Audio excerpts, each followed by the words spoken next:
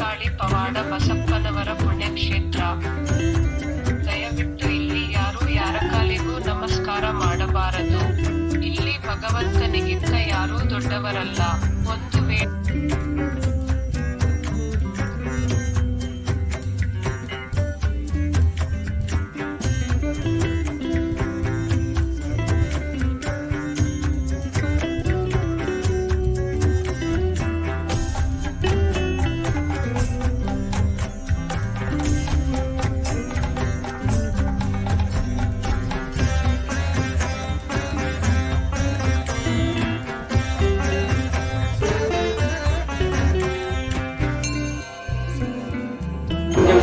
ಆಗ್ತಿಲ್ಲ.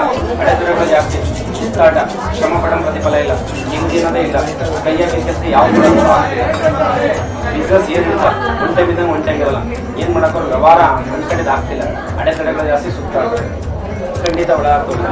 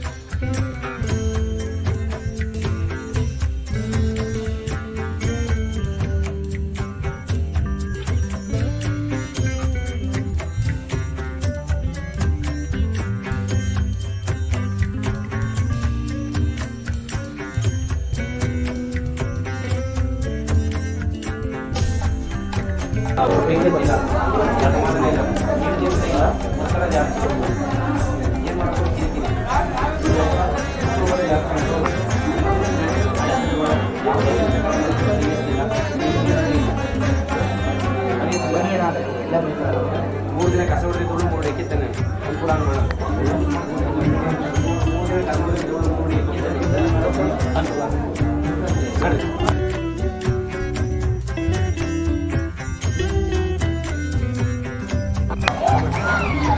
ನಿಮ್ಮ ಹೆಸರು? ಉಮಾಶಂಕರ್ ಅಂತ. ಎಲ್ಲಿಂದ ಬಂದಿರೋದಣ್ಣ? ಬೆಂಗಳೂರಿಂದ ಬಂದಿರೋದು. ಇಲ್ಲಿ ಹೆಂಗೆ ಗೊತ್ತಾಯ್ತಣ್ಣ ನಿಮಗೆ? ಇಲ್ಲಿ ಮನೆಯವರು ನಮ್ಮ ಮಿಸ್ಸಸ್ಸು ನಮ್ಮ ಮಗಳು ಮುಂಚೆ ಬಂದು ಹೋಗಿದ್ರು. ಬಂದು ಹೋದಾಗಿಂದ ಅವ್ರು ಹುಷಾರಿರಲಿಲ್ಲ. ಸ್ವಲ್ಪ ಪರವಾಗಿಲ್ಲ. ಇದರಿಂದ ಇವತ್ತು ಕರ್ಕೊಂಡು ಬಂದಿದ್ದೀವಿ ಮಗಳು ನಮ್ಮ ಮಿಸ್ಸಸ್ಸು ನಮ್ಮ ಮಗ ಎಲ್ಲರೂ ಬಂದಿದ್ದರು. ನನಗೂ ಸ್ವಲ್ಪ ಹೆಲ್ತ್ ಪ್ರಾಬ್ಲಮ್ ಇತ್ತು. ಇವಾಗ ಬಂದು ನೀರು ಹಾಕ್ಸ್ಕೊಂಡ್ರೆ ಎಲ್ಲ ಕಾಯಿಲೆಲ್ಲ ಏನೇ ಇದ್ರು ಎಲ್ಲ ವಾಸಿ ಆಗುತ್ತೆ ಅಂತೇಳಿ ನೀರು ಹಾಕ್ಸ್ಕೊಂಡ್ರು. ಓಕೆ.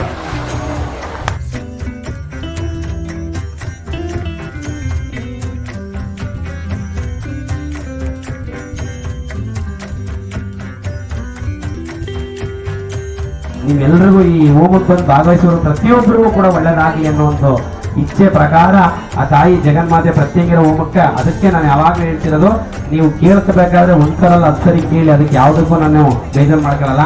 ತಾಳ್ಮೆಯಿಂದ ಮಾಡಿ. ಇನ್ನು 40 ನಿಮಿಷಗಳ ಕಾಲ ಟೈಮ್ ಸಿಗುತ್ತೆ ನಿಮಗೆ.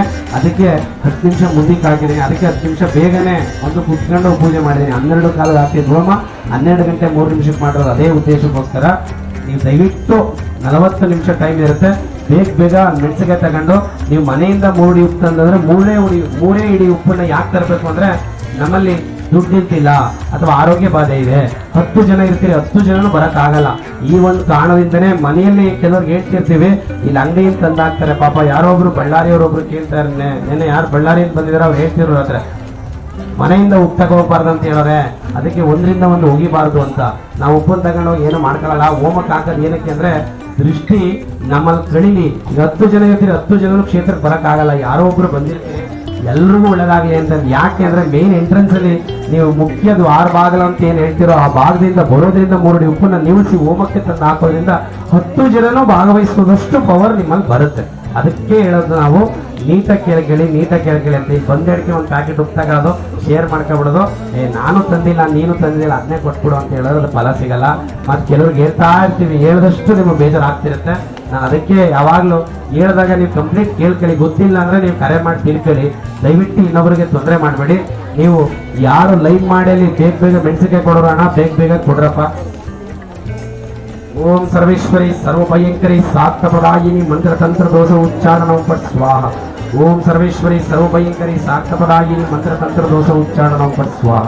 ಓಂ ಸರ್ವೇಶ್ವರಿ ಸರ್ವಭಯಂಕರಿ ಸಾಕ್ತಪದಾಯಿನಿ ಮಂತ್ರತಂತ್ರ ದೋಷ ಉಚ್ಚಾರಣಂ ಪಟ್ ಸ್ವಾಹ. ಓಂ